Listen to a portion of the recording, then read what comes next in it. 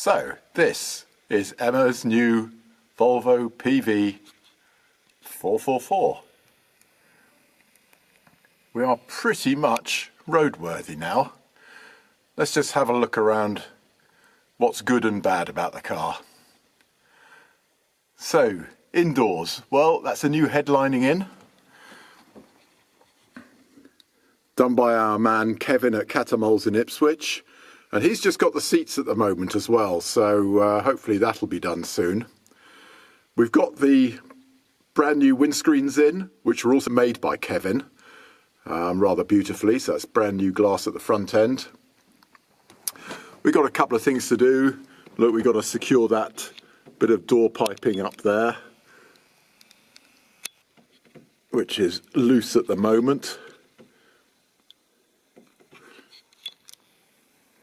And there's probably still an oil leak on the oil pressure gauge there. Unfortunately, we couldn't get a replacement capillary for it, so we've had to jury rig a fuel hose to it for the time being. At the moment, none of the window furniture is in either of the doors, but the door seals are on. That's the correct tortoise shell style gear knob, which is rather lovely. That, I'm pretty sure, is not the correct handle for the ashtray. We'll have to sort that. And then bizarrely, this is an ultra rare seatbelt arrangement on this, which is the last of the 444s, basically when the B16 544 was in production. And we've got two right-hand fittings of this ultra rare rather than a left and a right. So I'm not quite sure what we're going to do about that. And the rear opening quarter lights have been pretty much destroyed. So we've used a fixed quarter light seal, but we haven't got it fitted quite right. The seal is supposed to come inside of this edge here, but definitely doesn't with this existing glass. So I'm not quite sure whether it's just because I'm not being manly enough or whether actually the glass is subtly different. I think we might just hand that over to our man Kevin at Catamols and see what he makes of it. And so the rear seat we've deemed good enough.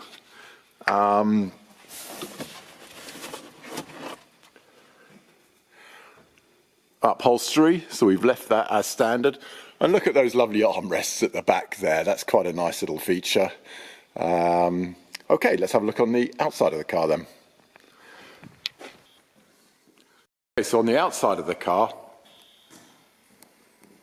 we're looking reasonably original at the front end. There was a sort of original equipment badge bar across the front, which kind of is a bit beyond the pale, but I've kept it just in case we can get it restored. But otherwise, we're going to leave it without that badge bar and just run the bumpers.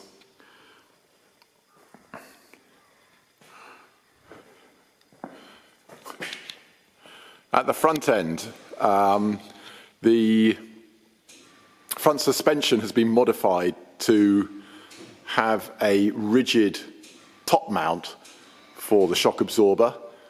This should improve the suspension actually without having to resort to our usual trick of twin shock absorbers. Up at the windscreen, the two wipers are actually dead. They're just there for appearances at the moment, so we're waiting to get those from Sweden, a pair of wipers and arms. The door locks, none of the keys work. I'll replace all those at some point. There's always that issue with the boot lock that it never really quite fitted in the past, but maybe our suppliers have sorted that. Going round the back. So if we look closely at the lights, that is the original stop, tail light and indicator all in one. We've actually now fitted a separate indicator for safety reasons, and of course the legal requirement of a reflector at the back there. Otherwise, nothing much to say at the rear there.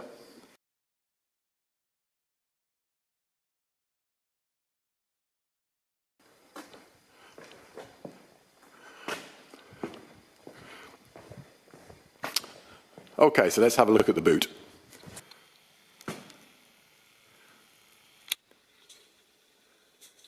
So in the boot, we have the correct original overcam spare wheel retainer, which we're rather pleased about, and on its original wheel with its original spray. The boot lid is still held by its original star wheel, so obviously when you take it to an MOT, we have to tell them very carefully how to close that boot lid, otherwise they end up destroying a hinge. Other than that, there's nothing much to say. That fuel tank was perfect, so that's been retained. So let us head out to the front end. So the car originally was supplied with a B16 engine as the last of the 444s, just as the B16 544 was being introduced. However, at some point, somebody converted it to B18. Rather than returning this to B16, we've retained the B18 for practicality. Because it has the early type B4 bonnet hinges, that means we therefore have to spin the air filter around so that that big hinge there clears the air filter. So hence that's why the air filter points apparently in the wrong direction.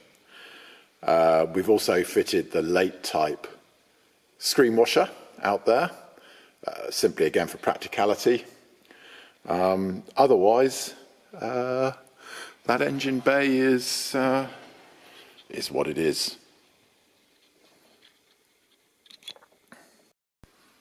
So underneath, at the back end, we're pretty much absolutely original, as you can see, with the crossover exhaust and those lovely early style mud flaps. The axle is absolutely as original. The rear brakes are the originals with the twin adjuster, the early style with twin adjuster.